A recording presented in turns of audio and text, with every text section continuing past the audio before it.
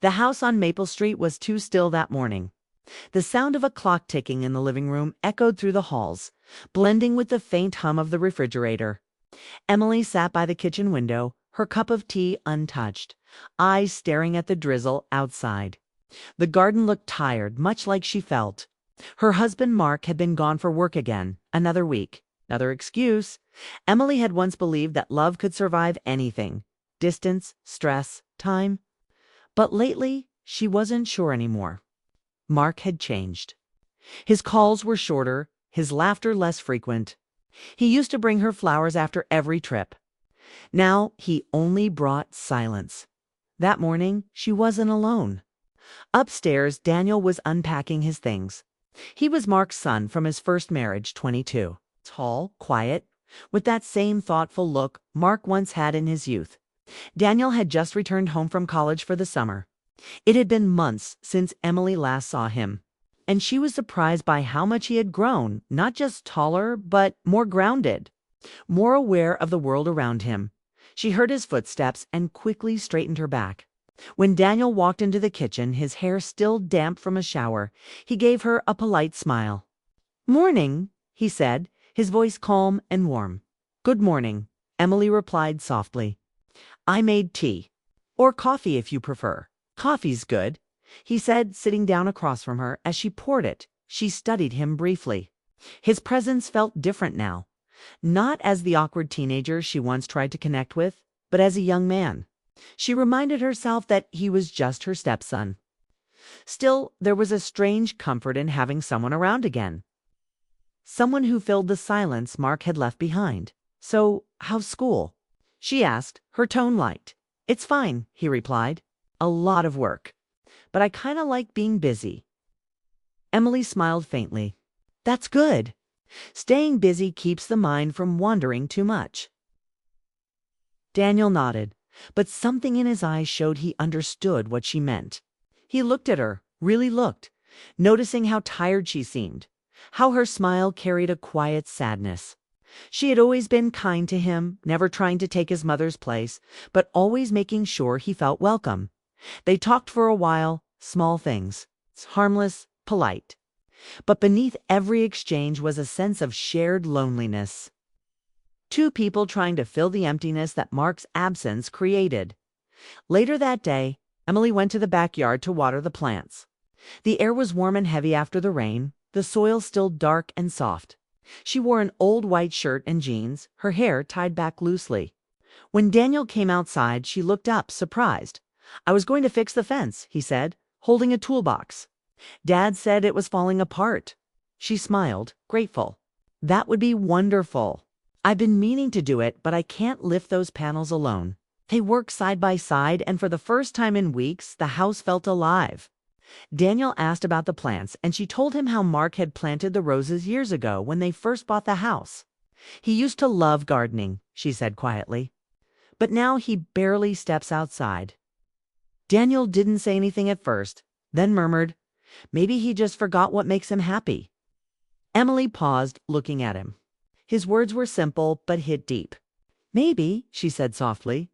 They continued working, laughter occasionally breaking through the air. It felt easy, natural, something that had been missing for a long time. When the sun began to set, Emily brought out lemonade, and they sat on the porch. The golden light touched everything around them. The roses, the fence.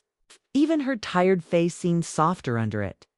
"You know," Daniel said after a pause, "it's nice being home again. I didn't think it would feel this good." She smiled, her heart warming. "I'm glad you feel that way. I was worried you'd find it boring here." "Ta," he said. "It's peaceful." The way he said it made her glance at him. There was sincerity in his voice, something that made her chest tighten slightly. For a second, she forgot about the years, the distance, the titles. It was just two people enjoying a quiet sunset after a long day. That night, Emily cooked dinner. The sound of the knife on the cutting board filled the silence as Daniel helped her set the table. When they sat down, she noticed how comfortable it felt, how natural their conversation was.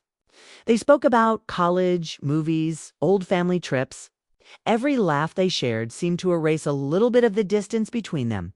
After dinner, As she was washing dishes, Daniel came to help again. "You don't have to," she said with a smile.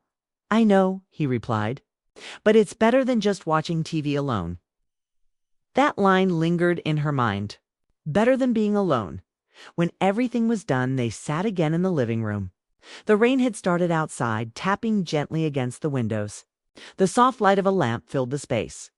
Daniel leaned back on the couch, his voice quieter now. "Emily, can I ask you something?" "Of course," she said. "Are you okay?" The question caught her off guard.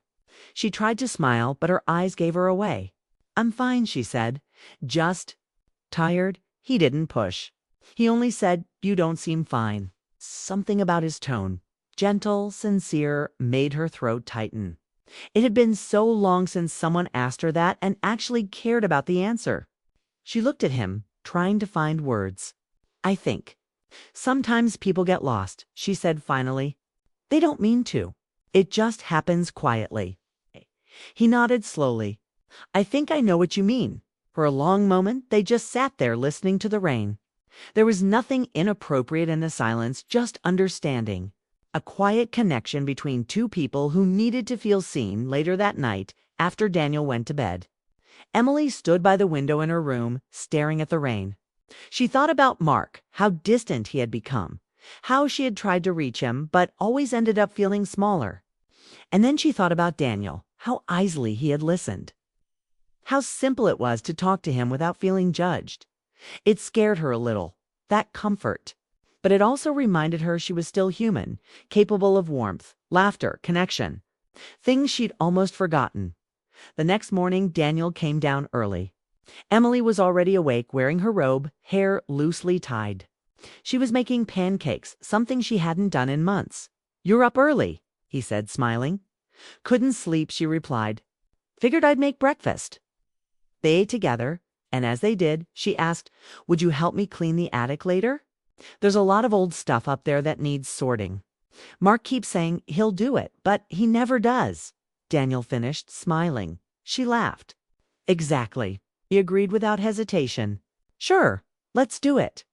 The rest of the day passed quietly, but both of them felt something unspoken waiting, not tension. Not anything wrong, just a strange sense that something important was coming. A moment that would change how they saw each other forever. When Emily looked at Daniel that afternoon, she didn't see the boy who used to visit on weekends. She saw someone who noticed her pain without her saying a word. Someone who made the house feel alive again. And when Daniel looked at her, he didn't see his father's wife. He saw a woman who had been strong for too long, who needed someone to simply understand her. Neither of them said it aloud. But both knew something had shifted. The attic would be where everything changed. The next morning began quietly. A soft light slipped through the curtains as Emily moved through the house with a strange mix of nervousness and excitement. She hadn't felt this awake in months. The idea of cleaning the attic wasn't what thrilled her. It was the thought of company, of sharing a small project with someone who actually wanted to be there. Daniel showed up at the kitchen doorway holding 2 mugs of coffee. "I made you one," he said. Emily smiled, genuinely surprised. "You made coffee for me?" "Yeah," he said with a shrug. "You made breakfast yesterday." "Fair trade." She took the mug, feeling a little warmth in her chest. It was a small thing, but small things meant a lot these days. They finished their drinks quickly and headed upstairs. The attic door creaked open after years of being ignored. Dust floated in the sunlight that streamed through the single small window. The air smelled like old wood and forgotten memories. Cardboard boxes lined the walls, filled with everything from photo albums to winter coats. "Wow," Daniel said, looking around. "This is like stepping into another time." Emily laughed softly. "That's because no one's been brave enough to come up here since we moved in." He looked back at her. "Well, today's the day." They started sorting through boxes, working in silence at first. Emily found a box full of Mark's old things, travel souvenirs, pictures from business trips, gifts he'd brought her years ago. Her hands lingered on a small framed photo of them on their honeymoon. She smiled faintly, then set it aside. Daniel noticed the quiet change in her face. "You okay?" She nodded, just remembering. He didn't ask more, but his silence was gentle. He kept organizing things, giving her space to feel what she needed to feel. After a while, Emily found an old stereo and plugged it in. To her surprise, it still worked.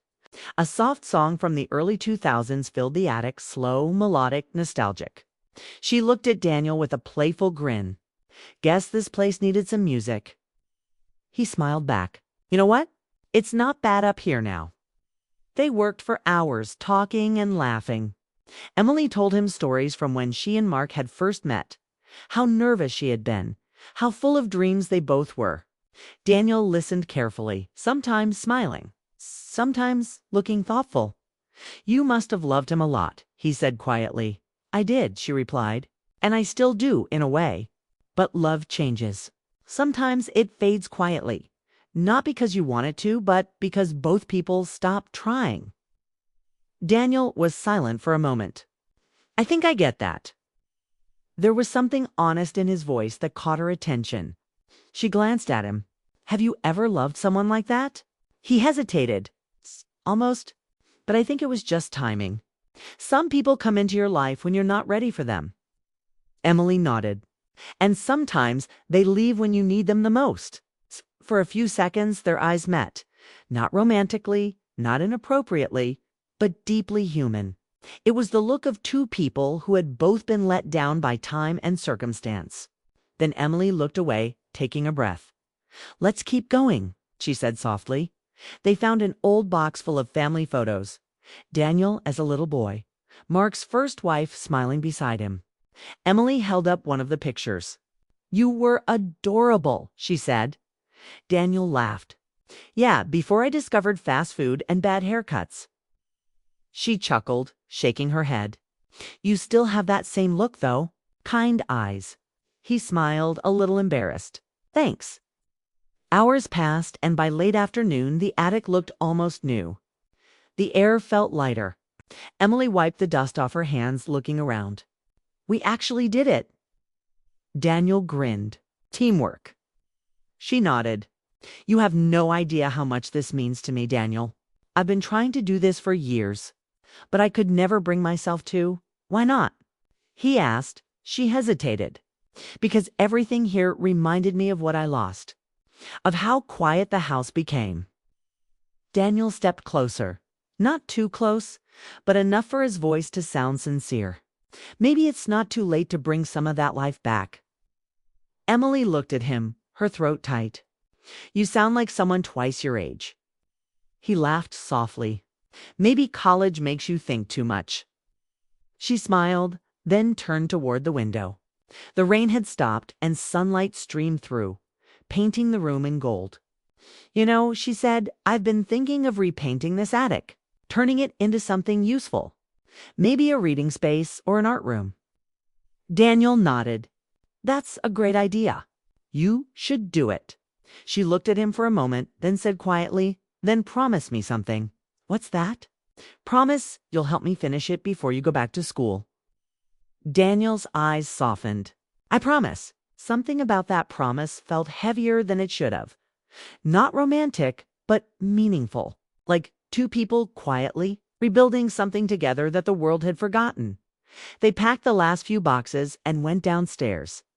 Emily made them sandwiches, and they sat at the kitchen table, exhausted but happy. The kind of happiness that came from simple things. Teamwork, laughter, feeling seen, double quotes Emily. Daniel said after a while, you're different than I remember. She tilted her head. Different how? You seem lighter, like you're finally breathing again. She smiled faintly. Maybe I am. Maybe cleaning that attic was exactly what I needed.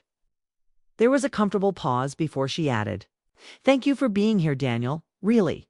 This house feels less empty when you're around. He smiled. I'm glad. I like being here. That night, when she was alone in her room, Emily thought about that day, the laughter, the easy way they talked, the promise they made. It wasn't wrong. It wasn't about attraction. It was about two lonely people finding hope again in a house that had forgotten joy. She walked to her dresser and found an old photo of Mark. She looked at it for a long time. "I wish you'd come home," she whispered. "You're missing everything." The next morning, the sky was clear. Daniel found her in the backyard, kneeling by the flower bed. "You're at it again," he said with a smile. "I'm making up for lost time," she replied, brushing her hands on her jeans. "These poor flowers have been ignored long enough." He crouched down beside her. "Need help?" She smiled. "I'd like that." As they worked, she found herself laughing again, not the forced kind she used around Mark, but a real, full laugh. It surprised her. When they finished, she looked around proudly. "Not bad for a morning's work." Daniel nodded. "You should show Dad. He'd be impressed." Her smile faded slightly. "Maybe, but I'm not sure he'd notice anymore." Daniel looked at her, his voice gentle. "Then I'll notice for him." The words made her heart ache, not because they were wrong, but because they were kind. Two kind dots she stood, brushing off her jeans. "Come on," she said softly. "Let's paint that attic before the day's gone." And they did. The laughter continued, the paint spilled, the air smelled of fresh color and new beginnings. The walls went from gray to light cream, and the attic slowly turned into something beautiful. When they were done, Emily stood back, her eyes shining. "It's perfect." Daniel smiled, wiping his hands. "We make a good team." For a long moment, they both stood there, looking around the room, a space that had once been forgotten but now glowed with light. Emily turned to him and said quietly, "You helped me remember something I thought I'd lost." "What's that?" He asked how to feel alive again. Daniel didn't know what to say.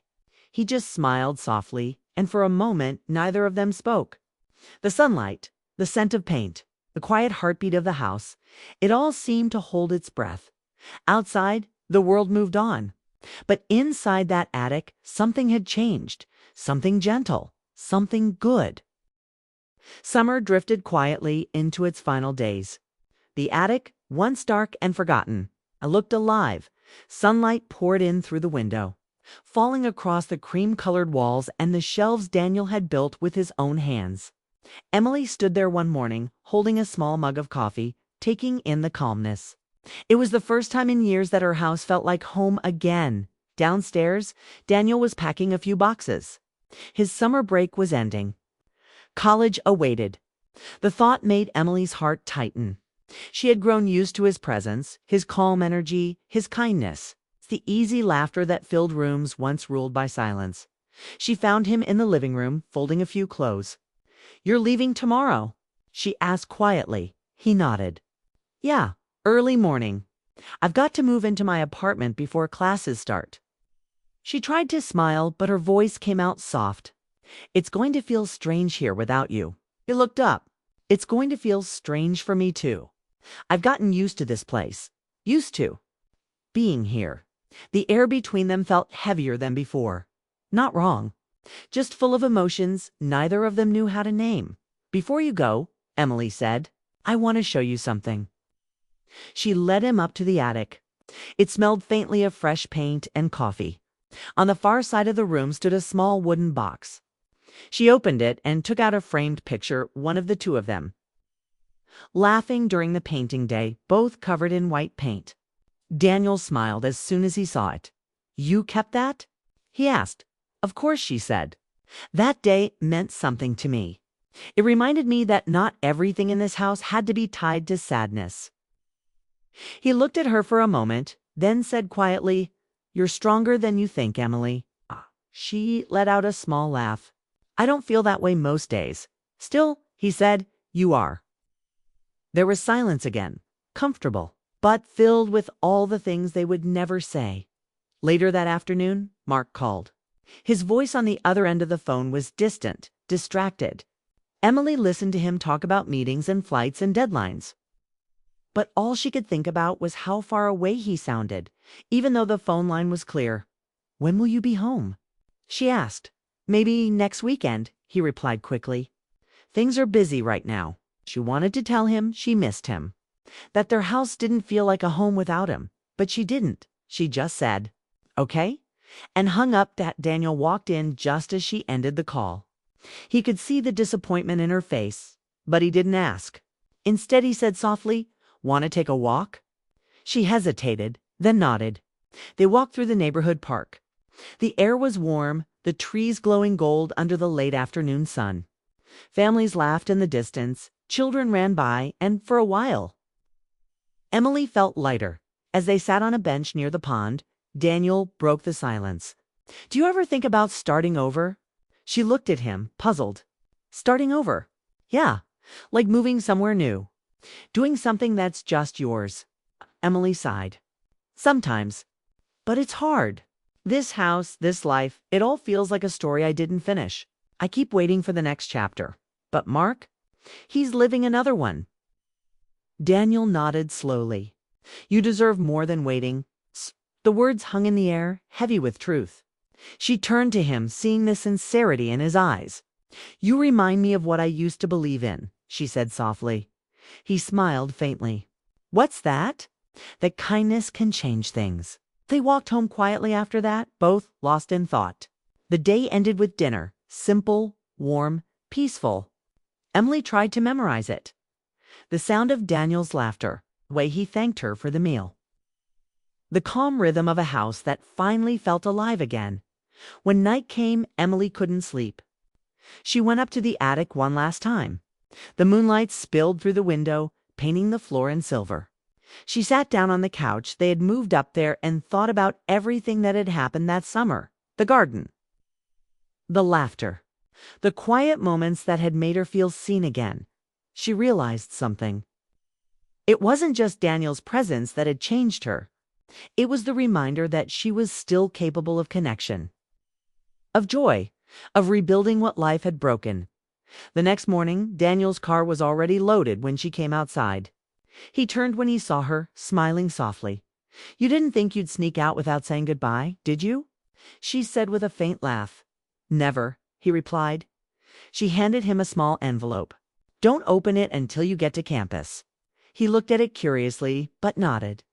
"Deal." Then she took a deep breath and said, "Daniel, thank you for everything. You've done more for this house and for me than you realize." He shook his head. "You helped me too, Emily. You reminded me what family feels like. Not perfect, not easy, just real." For a long moment, they stood there in silence.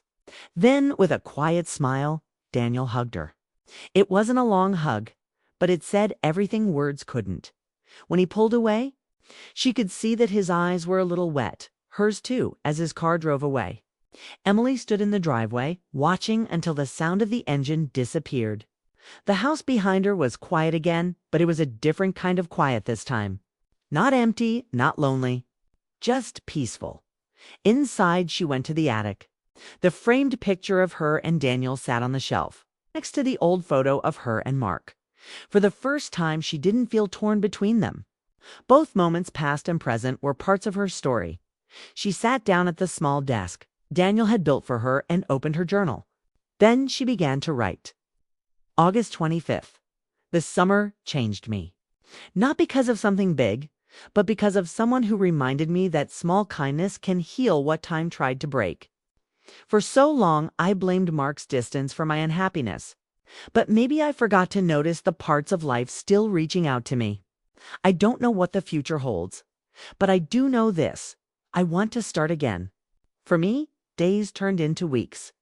Emily started repainting other rooms in the house, tending to the garden more, reconnecting with friends she hadn't seen in years. Mark finally came home one weekend, tired and distracted. He noticed the changes immediately.